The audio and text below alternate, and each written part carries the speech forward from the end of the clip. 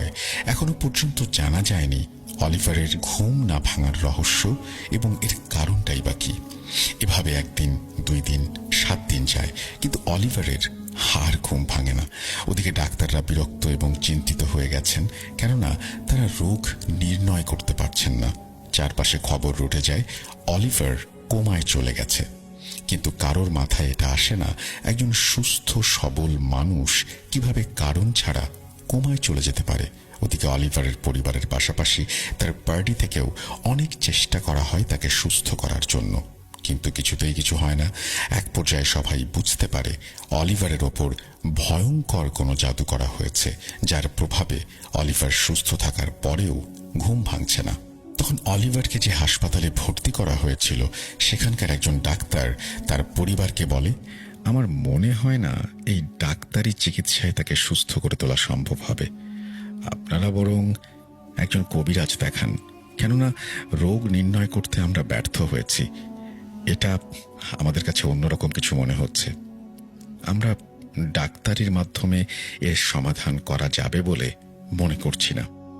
একটা কথা বলে রাখা ভালো, নাইজেরিয়ার সব স্তরের মানুষই কালো জাদু বিশ্বাস করে এবং তারা অতি সাধারণ কিছু দেখেও বুঝতে পারে যে এটা আসলে স্বাভাবিক বিষয় নয়। যাই হোক, তারপর ওই ডাক্তার অলিভারের পরিবারকে পরামর্শ দেন যে তাকে যেন বাড়িতে নিয়ে যাওয়া হয় এবং তরল খাবার খাওয়ানো হয় যাতে সে জীবিত থাকে, এবং তাকে একজন ভালো কবিরাজ যেন দেখানো হয়। ডাক্তারের সাথে কথা বলার পর তার কথা মতো অলিভারের পরিবার অলিভারকে বাড়িতে নিয়ে আসেন এবং তরল বা লিকুইড জাতীয় খাবার তাকে খাওয়াতে থাকেন। তারপর তারা একজন ভালো কবিরাজ ডেকে আনেন।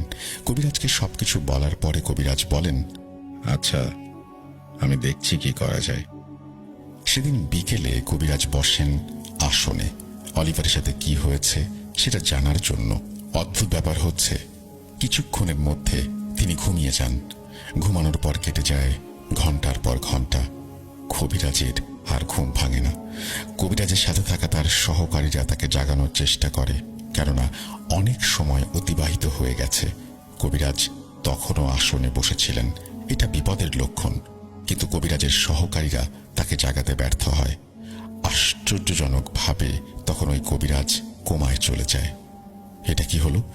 অলিভারকে সুস্থ করতে এসে এখন কবিরাজ নিজেই কোমায় চলে গেলেন। এই বিষয়টা সবার আতঙ্কের কারণ হয়ে দাঁড়ায়। সবাই ধারণা করতে পারে খুব ভয়ানক কোনো জাদু করা হয়েছে অলিভারের ওপরে, যার সমাধান করতে যাওয়াটাও একটা বিপদ। কিন্তু এভাবে তো চলতে পারে না।